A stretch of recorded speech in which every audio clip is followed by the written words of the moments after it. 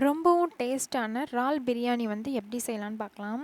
அதுக்கு வந்து நம்ம வெங்காயம், தக்காளி, மல்லித்தழை, புதினா, கருவேப்பிலை, பச்சை மிளகாய் எல்லாத்தையும் வந்து நறுக்கி வச்சுக்கோங்க.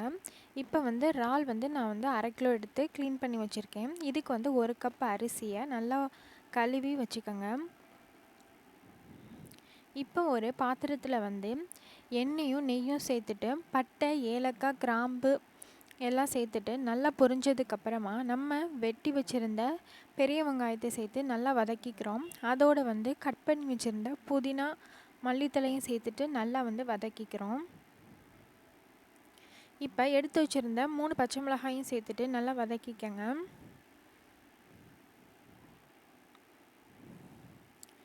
இப்போ இதுக்கு வந்து ஒரு முக்கியமான வந்து பொருள் சேர்க்க போகிறோம். இது வந்து சாஜீரா. பிரியாணிக்கு வந்து இந்த சாஜீரா போட்டோம்னா ரொம்ப டேஸ்ட்டாக இருக்கும். நீங்கள் கடைகளில் போய் கேட்டுக்கோங்க.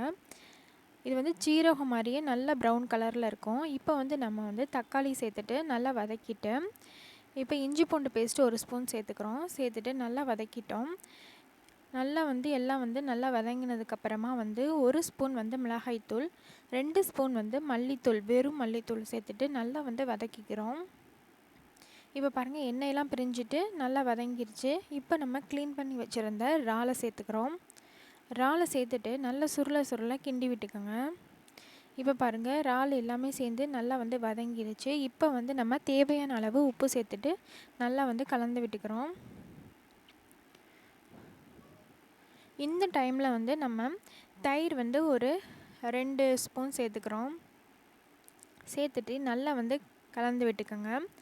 இப்போ வந்து நம்ம கரம் மசாலா வந்து 1 ஸ்பூன் சேர்த்துட்டு நல்லா வந்து கலந்து விட்டுக்கிறோம். இப்போ எண்ணெயெல்லாம் நல்லா வந்து பிரிஞ்சு வந்துருச்சு.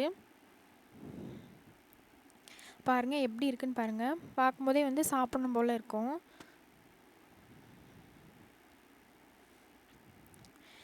இப்போ 1 கப்பு அரிசிக்கு வந்து 2.5 கப்பு வந்து தண்ணி சேர்த்துக்கிறோம். சேர்த்துட்டு நல்லா வந்து கொதி வரட்டும்.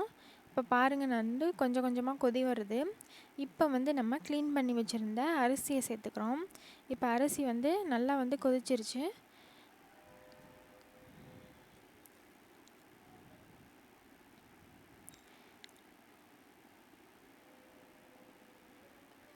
இப்போ வந்து நம்ம க்ளீன் பண்ணி வச்சுருந்த அரிசியை சேர்த்துட்டு நல்லா வந்து கிளறி விட்டுக்கோங்க.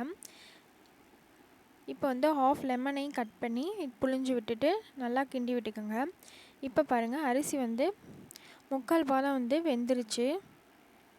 இப்போ நம்ம வந்து தம்மில் போட்டுக்கலாம். அதுக்கு முன்னாடி வந்து நம்ம மல்லித்தழை தூவி மூடி வச்சிடுறோம். கொஞ்சோண்டு நெய்யும் சேர்த்துக்கோங்க.